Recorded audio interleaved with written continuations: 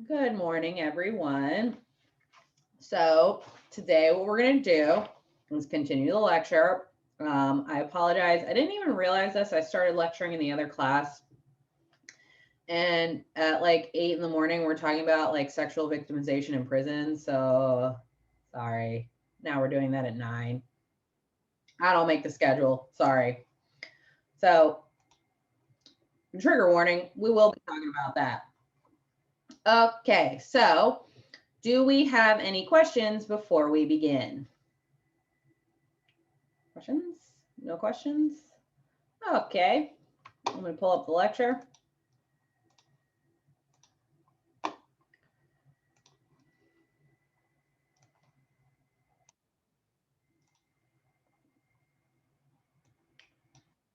Okay, so just a brief overview. On Monday, we talked about growth in imprisonment, that it's increased fourfold since the 70s. We talked about the extreme amount of violence in prison. We talked about prisonization, so how the inmates sort of assimilate to prison culture. Then we talked about the Walter study that tested this sort of assimilation with their looking at the first 6 months of incarceration and how that affected their criminal thinking and identity. And this is where we left off. We talked about prison overcrowding and how sort of the dynamics of prison have changed. So I wanted to start today with a little bit of a discussion. So if we think about the reading for this week, the Bronson article, so if we think about who can come up with some of the ways that the researchers found, or the researcher found that these inmates were doing crime. So what were the things that they talked about? Who can give me some of those things? Using school or a job to keep you occupied. Right. So I would say that there's 4 main things that we need to hit on about how to do time. So that might be the do your own time. So sort of stay out of trouble, try to better yourself. That was definitely one of the things they said. Who else can come up with some of the other 3 topics that they went over?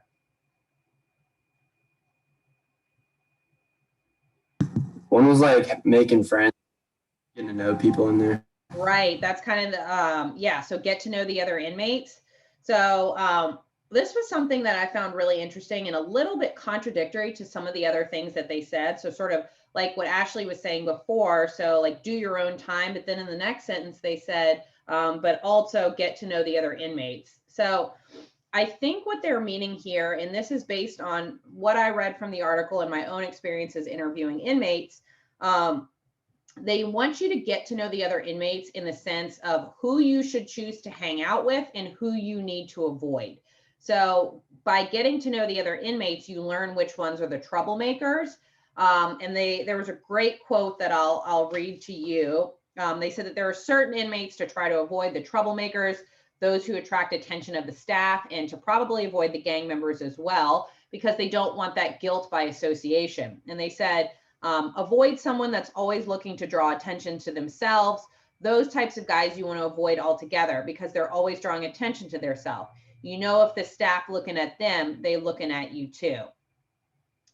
Very good. So what about the other 2 in reference to the violence in prison? What did they recommend? That you would stand up for yourself. Don't let them like push you around.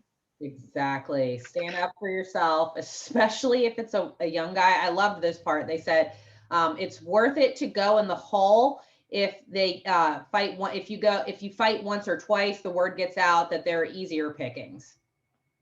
And they said even if you lose, it's worth it to fight because predators are looking for targets that won't fight and draw attention to their attempted exploitations. What about the last one? There's one very similar to stand up for yourself. Impression management. Yes, exactly. So you want to carry yourself like you're ready to do violence at all times. So one of the things that sort of struck me in a little story that I'll tell you, one of the last times I was in prison doing research, I was at Watery Correctional Facility, which is in the middle of nowhere. I went like 6 times. I couldn't even fucking tell you where it is. But I drove for like an hour and a half and my phone lost service like halfway there. It's in the middle of nowhere. But they have a farm in the prison grounds, and they have two groups of people. There's a group of guys that, well, actually three groups. There is one group of guys that do the farming. There's another group that deal with the dairy cows because they have a fully functioning dairy farm on this prison ground. And they also have a thoroughbred retirement program. And I spoke to all three groups of inmates, and I was focusing specifically on the thoroughbred retirement program and the dairy farmers because I was doing research for a study on the effect of working with animals on the pains of imprisonment. And so to be able to be one of those workers, you have to have a custody level called minimum out. And that is even below the minimum custody level, because what these guys do is they get up and they actually leave the prison institution. They get on a four-wheeler and they drive to the farm. It's still on the prison grounds, but they have to have minimum out custody to be able to actually leave the facility. And they were all talking about how it was so great to leave the facility behind and to be outside and to be working with the animals. And so I asked them, do you love this so much that it makes you less likely to get in a fight while you're incarcerated? And there was one huge, I'm pretty sure he was a Nazi based on his tattoos. He was in prison for selling all kinds of meth. But I was talking to him a lot, and he was telling me that he loved having the minimum out custody. He loved working with the animals. But for him, and the other guys corroborated this as well, he said, what this program does for me is it makes me completely stay away from the troublemakers. So he said, when we are done for the night, we go back into that prison and we go straight to our bunk beds, because we know if we stop and bullshit and chat with these other guys that get into trouble, we get pulled into these schemes and plots and stuff like that. And that is what will get us kicked out of the program. But I was like, oh, so it does work. And he was like, well, not necessarily. He was like, he made it very clear to point out that that is how the program worked for him. But if someone starts a fight with him, he needs to finish it. So just like we were just talking about, you have to stand up for yourself. He was like, for me, it's worth it to get kicked out of the program because I don't want to be portrayed as somebody that can be preyed on. So he said, the way this program works for me to curb my violence and to curb my disciplinary infractions is that I don't even talk, I try to avoid talking to these troublemakers at all costs. So to me, that sounds like a bit of a win. That's kind of how I framed it in my publication, because the way the prison environment is set up, like this is the life that they live. He's like, I cannot risk being looked at as somebody that is weak and having a target on my back. That will make my time here even worse. So in the environment that they are in, yes, I think animal programs do work for this purpose. So very good, well done. Make sure if you haven't read that article that you do, and you note those 4 ways to do time, you will definitely be tested on that. All right, questions about that before we start talking about PREA? Are we good? Okay, so again, sorry it's so early and we're talking about this, but that'll make the schedule. Okay, so in 2003, President Bush signed the Prison Rape Elimination Act, that's PREA, to provide for the analysis and incidence of the effects of prison rape in the state and federal and local institutions, and to provide information, resources, and funding to protect individuals from prison rape. So they developed a data collection instrument, and they collected data from 10% of all the facilities in the US to understand the extent of jail and prison sexual victimization. So they used a technique that we call probability sampling, which basically means they very carefully choose which prisons to interview so that it's representative of the entire nation. So they don't need to interview every single prisoner from every single prison. If they interview all the prisoners from a subset of prisons that is representative of the US, they can then understand like the average and sort of extrapolate it to the rest of the US. So the Bureau of Justice Statistics does this every year. They collect data from 10% of the facilities to understand the extent of this problem. And the most recent research has shown that there were 1.7% of all state and federal inmates experienced one or more incidents of sexual victimization involving either inmates or staff. And these 1.7% were all corroborated as well. So that doesn't sound like a large percentage, but you have to remember that we have over 1.5 million people incarcerated in our nation. So 1.7% of that is a lot of inmates that have experienced this. Other researchers have indicated the prevalence of this is closer to 20%, but this is the official data that we have. So we know it's somewhere between 1% and 7%. So I'm sorry, 1.7% and 20%. We know it's somewhere in there, but we know officially we can corroborate at least 1.7% of them, but it's likely that it's probably higher than that because we know the inmates don't like to snitch. And the other thing to consider, those of you that took my intro class know that rape and sexual victimization is the most underreported crime. People don't want to admit that they were the victim of this, and especially males. It's really difficult to get males to admit that they were victimized this way. So that 1.7%, I'd say, is probably higher than that. And I don't know if it's as close as 20%, but we know it falls somewhere in there. So, according to the inmates, there was more sexual abuse committed by the prison staff members than the actual other inmates. So, who can think of why that statistic might be inflated?